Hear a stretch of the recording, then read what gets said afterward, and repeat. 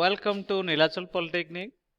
Myself Amrendra Mishra is going to teach you the subject strength of material. Here in this video I am going to explain about the assumptions taken during derivation of torsion equation. Already you have studied about the concept of pure torsion. Now today we will discuss about the assumptions taken in pure torsion. In earlier video classes we have studied that pure torsion is nothing but, that is, a twisting moment is applied throughout the length of the shaft at its two ends. Now shear force is applied upon the shaft. Due to this shear stress, there is a deformation of the shaft takes place. So now, due to twisting moment produced in the shaft, it transmits the power from one part to another part. So before we are going to derive the formula for torsion equation, now we have to take the following assumptions. First of all, the material is homogeneous, isotropic and obeys Hooke's law. What do you mean by homogeneous? Homogeneous means, the word homo means equal. So homogeneous means the material of the shaft remains constant throughout the length of the shaft. There is no change of material at any point of the shaft of the length.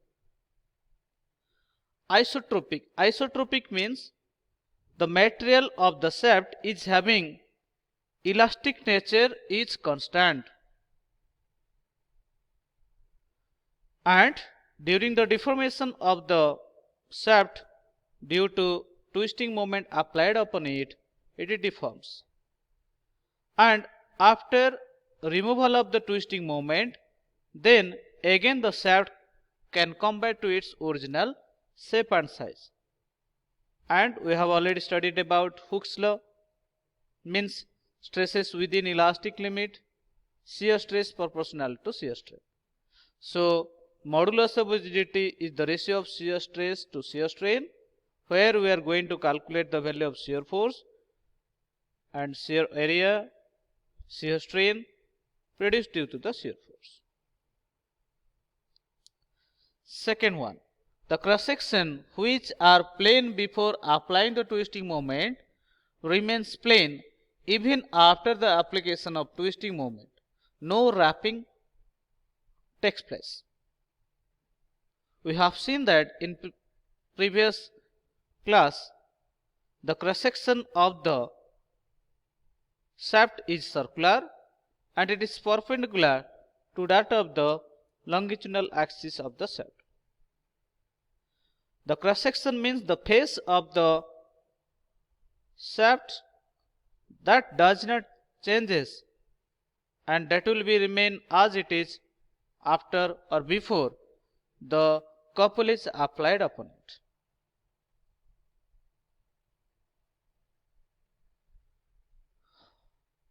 Then radial lines remain radial even after applying the torque, that is, circular sections remain circular. As we know that d is the diameter of the shaft, so the diameter of the shaft remains constant. There is no taper in the section of the shaft. The diameter of the shaft remains constant throughout its length. Next, the twisting along the shaft is uniform. Twist means we are going to apply the couples at the two ends of the shaft, and the two loads are along the length of the shaft remains constant. Next one is shaft is subjected to pure torsion. Already you have studied about pure torsion. Now we'll go for derive the formula for the torsion equation.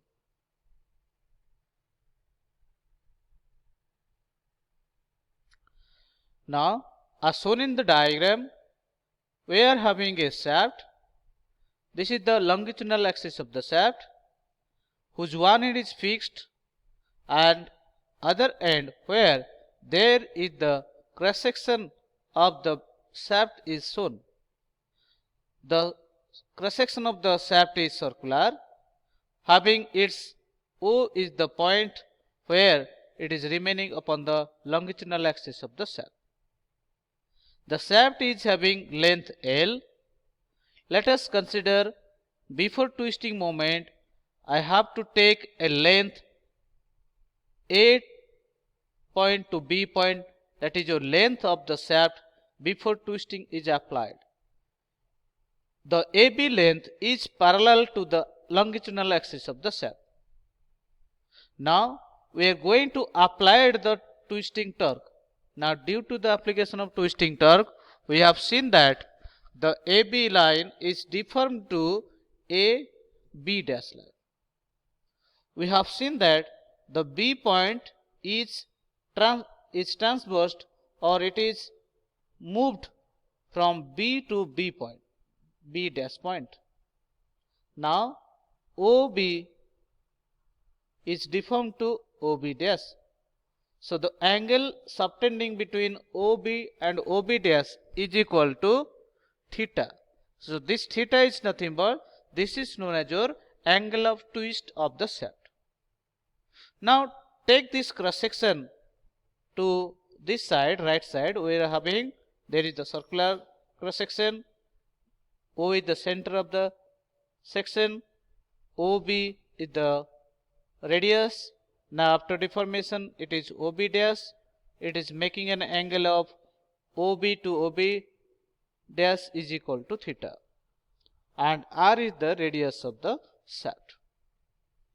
We have seen that the AB line is deformed to AB dash. Now there is a deformation takes place, and this deformation is known as your shear deformation, and this shear deformation is given as shear strain, that is angular phi. So this phi is known as your shear angle, and this shear angle is produced by the AB line deformed to AB dash. If phi is the shear strain, theta is the angle of twist in the length L, then we are having tan phi is equal to, from the triangle ABB dash, tan theta is equal to, tan phi is equal to change in length by original length. So change in length means your AB dash minus AB divided by AB. So that is BB dash by AB. So AB is equal to L, and BB dash will be remain as it is. But BB dash can be obtained from the cross section where BOB dash is the angle theta, where we know that for a theorem, if R is the radius of the curve, theta is the angle subtending, then length of the arc BB dash will be rad theta, and we have given that R theta as BB dash.